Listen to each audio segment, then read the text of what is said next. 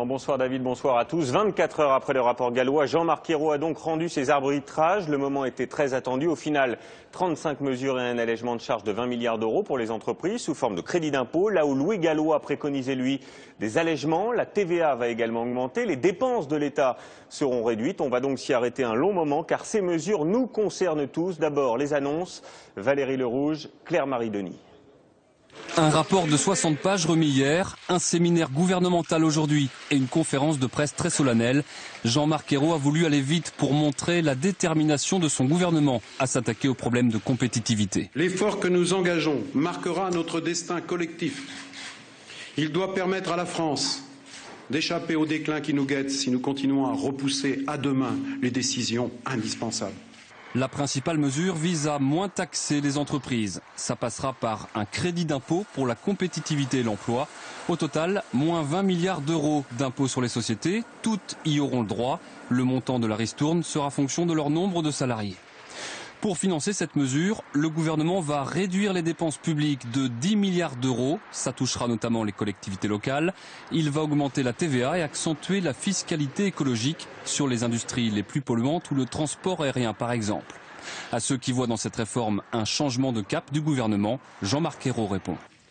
Cette démarche correspond aux engagements pris par le président de la République devant les Français. Elle est résolument de gauche.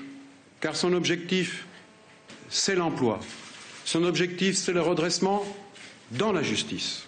Parmi les autres mesures, le soutien aux PME, avec plus de crédits pour les aider à exporter et en leur réservant 2% de marché public.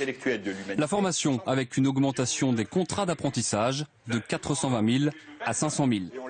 Enfin, l'entrée de salariés dans les conseils d'administration des grandes entreprises afin de les associer aux prises de décision. À travers ces 35 mesures, Jean-Marc Ayrault estime ainsi avoir repris la quasi-totalité des préconisations de Louis Gallois. Et la principale mesure, c'est donc ce fameux crédit d'impôt pour les entreprises, 20 milliards qui permettront d'alléger le coût du travail. Alors, quel est précisément le dispositif et pourquoi ne pas avoir choisi les allègements de charges du rapport Gallois? Question-réponse avec Elsa Mondin-Gava et Mathieu Drejoux. Chaque trimestre, les entreprises payent l'impôt sur les sociétés. Avec le dispositif Ayrault, quand elles s'apprêteront à verser cet argent, elles pourront en garder une partie au titre du crédit d'impôt pour la compétitivité et l'emploi. Pour le calculer, l'entreprise prendra tous les salaires de ses employés en France, compris entre 1 425 et 3 500 euros. Elle déduira 6% de cette somme.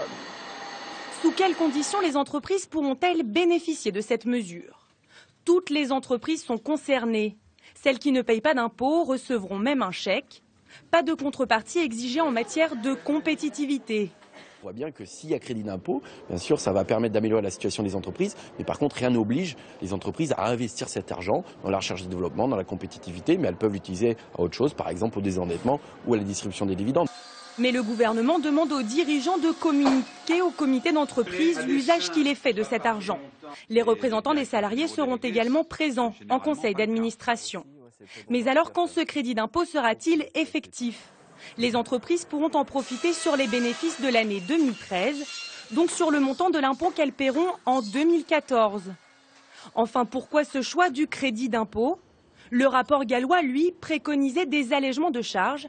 Mais cela aura eu un effet immédiat sur le budget de l'État dès 2013. L'idée du crédit d'impôt, c'est justement de décaler dans le temps et donc d'avoir des effets uniquement à partir de 2014 et d'éviter de renforcer l'austérité qui a déjà lieu en 2013. Le crédit d'impôt, une des mesures phares du pacte de compétitivité, est la plus coûteuse.